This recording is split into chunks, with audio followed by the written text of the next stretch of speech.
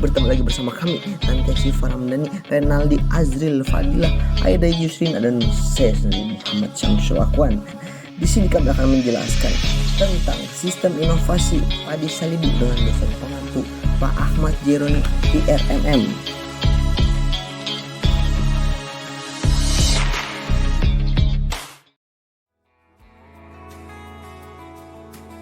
Yang pertama, padi. Tanaman padi atau Oryza sativa L adalah tanaman penghasil beras yang merupakan sumber karbohidrat bagi sebagian penduduk dunia.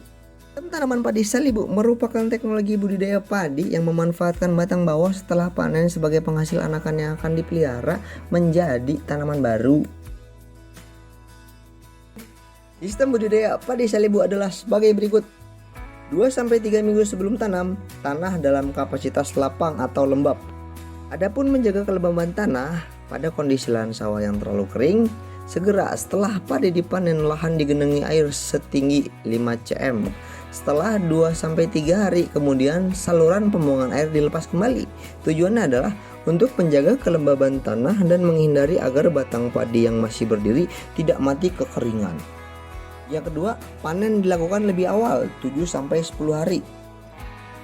Yang ketiga, setelah panen dilakukan pembersihan gulma atau semprot dengan herbisida kontak secara spot.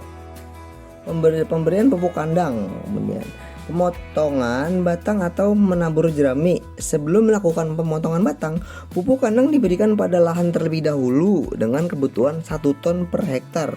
Pemotongan dilakukan pada bangkal batang menggunakan mesin potong rumput dengan ketinggian 5 cm atau lebih dari permukaan tanah.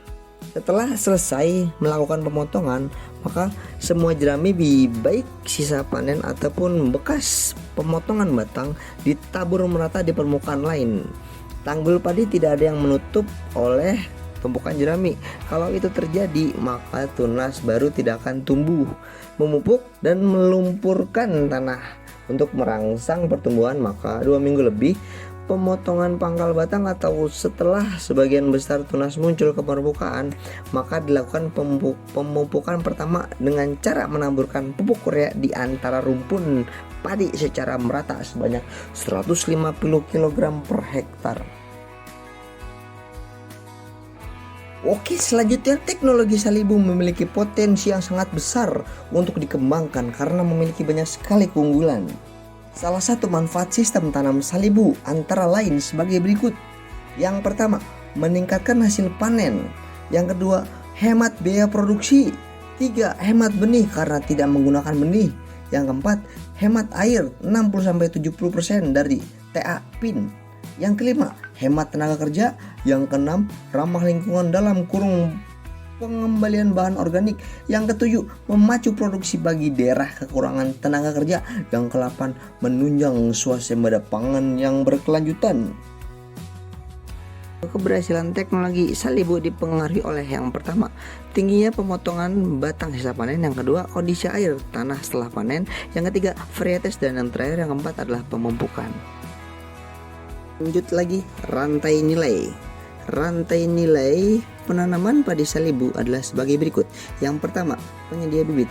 Penyedia bibit disediakan oleh kelompok tani dan produsen ke pedagang perantara melalui Gapoktan MRMU keliling, kemudian ke perusahaan yang melalui juga PT PUI, asosiasi KAB, lalu ke pengecer yang menjual barang-barang tersebut seperti toko, supermarket, pasar, lalu baru ke konsumen.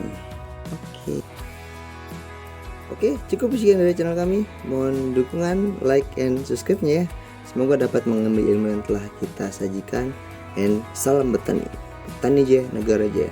Bye, sampai jumpa.